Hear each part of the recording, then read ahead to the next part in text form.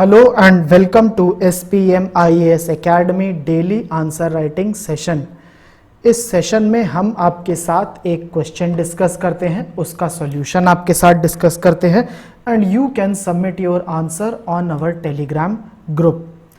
तो आज का क्वेश्चन है असमीज लैंग्वेज के ऊपर and it is relevant from your paper 6 Assam governance as well as paper 3 Indian polity.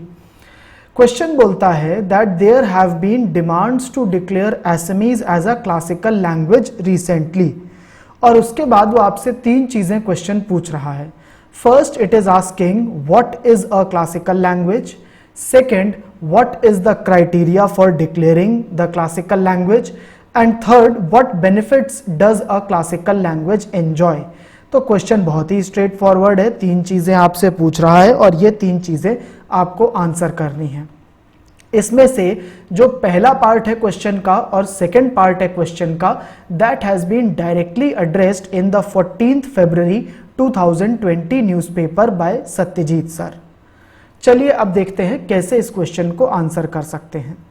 The first part, which is asking what is a classical language, that you should directly give in the introduction.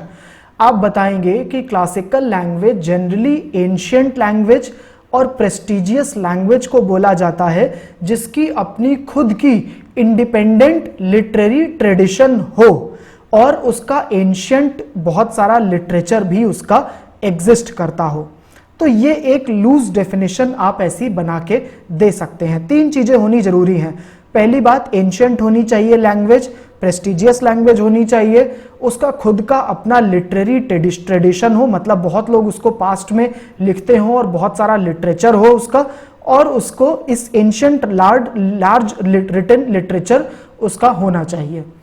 Then आप इसमें describe करेंगे कि currently India में there are 6 languages which enjoy the classical status in India: Tamil, Sanskrit, Kannada, Telugu, Malayalam and Odia. ये 6 language हैं जिनको अभी status है।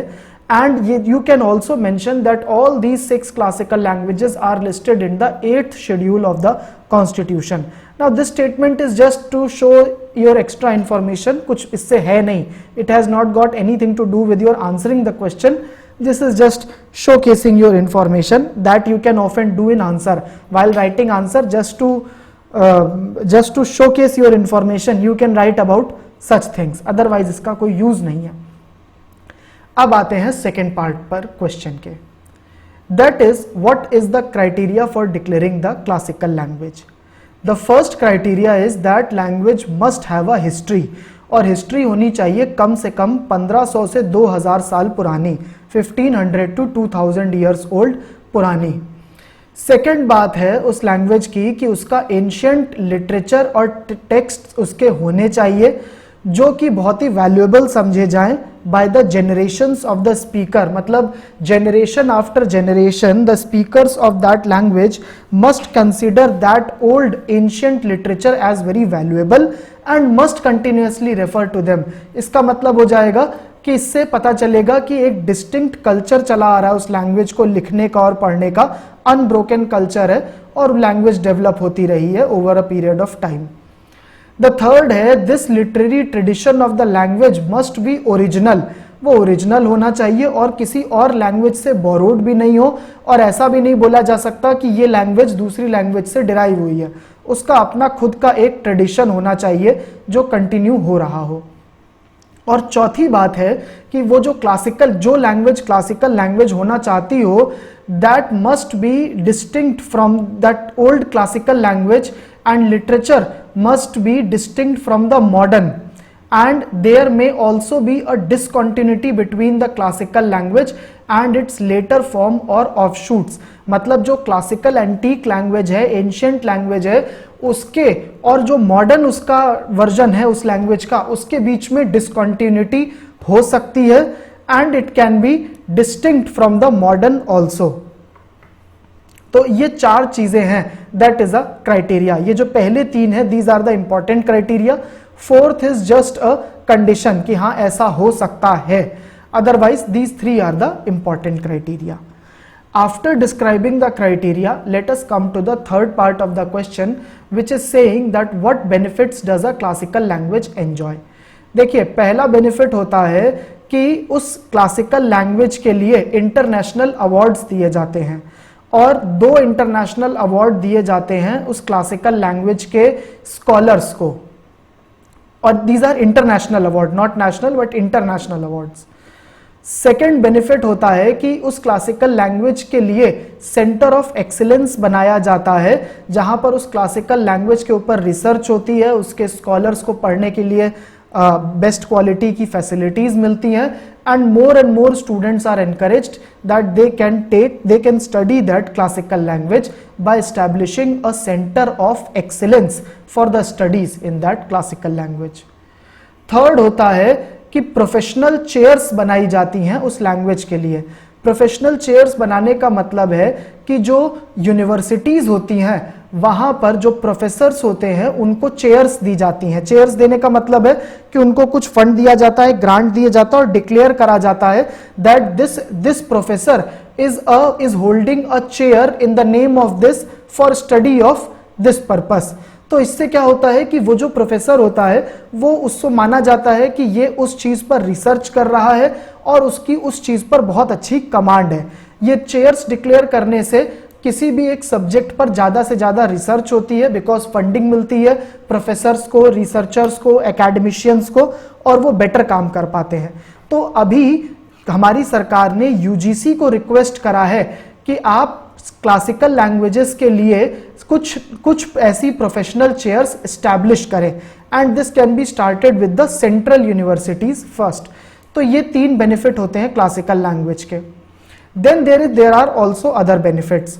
अब मिनिस्ट्री ऑफ कल्चर जो है उसने क्या करा है, कुछ इंस्टीट्यूशन डेडिकेट कर दिए हैं for the study of the classical languages. ये इंस्टीट्यूशन के एग्जाम्पल मैं दे रहा हूं.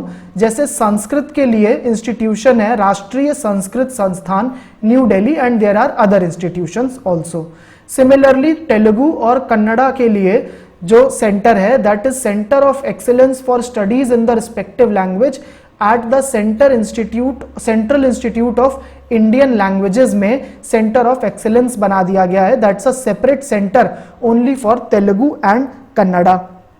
Then Central Institute of Classical Tamil, that is dedicated to the study of the Tamil language. तो हम देख सकते हैं कि अलग अलग डेडिकेटेड इंस्टीट्यूशंस भी बनाए गए हैं for the study of the classical languages in India. More or less जो हम देख रहे हैं बेनिफिट, वो बेनिफिट यही है कि ज़्यादा से ज़्यादा उस लैंग्वेज को प्रमोट करा जाता है, उस पर रिसर्च होती है, उस लैंग्वेज पर ज़्यादा से ज़्यादा स्कॉलर्स को एनकरेज करा जाता है कि उस लैंग्वेज को और पढ़ें, उसका लिटरेचर को प्रिजर्व करा जाए, कैसे उसका एंशिएंट लिटरेचर मॉडर्न से रिलेट हो रहा है, इस बारे में स्टडीज करी जाए. तो more and more that language is promoted if that language is declared as a classical language. तो ये हमारा बेसिक ऑब्जेक्टिव हो जाता है.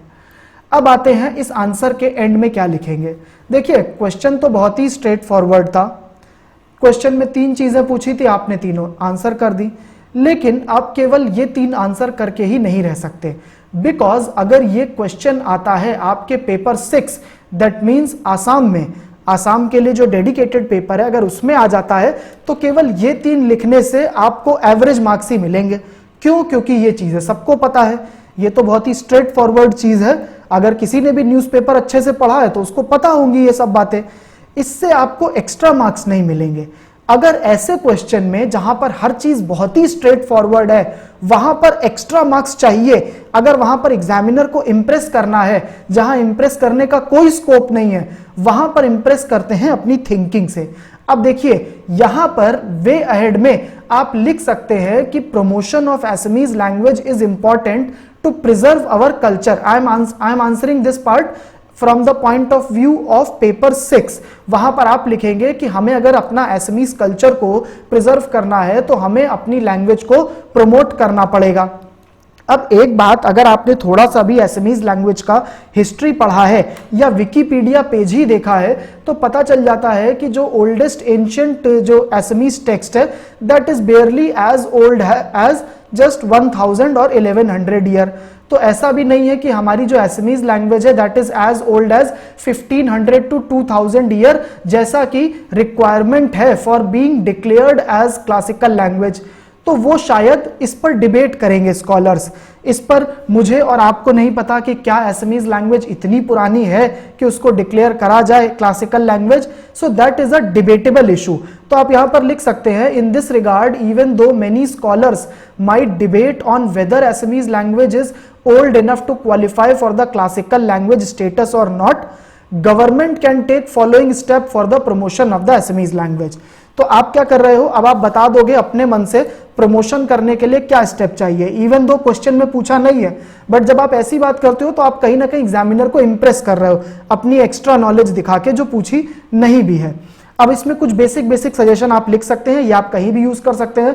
सबसे पहली बात है एसमीज डे होता है उसको पॉपुलराइज करना। जैसे देखिए हिंदी दिवस होता है दैट इज सेलिब्रेटेड ऑन 14 सितंबर, और उस टाइम पर जो हमारी यूनियन गवर्नमेंट है वो हिंदी पखवाड़ा भी सेलिब्रेट करती है। That means they do all their government business in Hindi only. That can be adopted for the Assamese day also. Government can popularise an Assamese day. Then second चीज हो सकती है कि जो आसाम सरकार है वो यूनिवर्सिटीज में असमीज लैंग्वेज के ऊपर रिसर्च को स्पॉन्सर कर सकती है। Not only universities in Assam but also universities in the other states also, कि वहां पर पॉपुलराइज कर सकती है। दैट वे जब दूसरी स्टेट के स्टूडेंट भी असमीज लैंग्वेज को एज अ सब्जेक्ट पढ़ेंगे और हमारे यहाँ के जो असमीज स्कॉलर्स हैं उनको दूसरी यूनिवर्सिटीज में ऐसे ऑफर आएंगे टीचिंग के, तो अपने आप हमारी लैंग्वेज पॉपुलराइज हो जाएगी। That suggestion you can write. Then third suggestion can be कि असमीज ट्यूटोरियल्स और क्लासेस उन लोगों के लिए भी हो सकती हैं who are just working in Assam, who are not native of Assam. इससे ये फायदा होगा दैट यू नो कि आसाम जो है it's a big destination, it's an entry point for the entire north east. तो क्या होता है, बाहर से बहुत सारे लोग आते हैं अलग अलग कम्युनिटी के to do business in Assam. When there are few Assamese tutorials and classes and even online classes for the same purpose, good quality online classes, then many people will be encourage to learn and take Assamese and learn Assamese, and that way the language will get popular.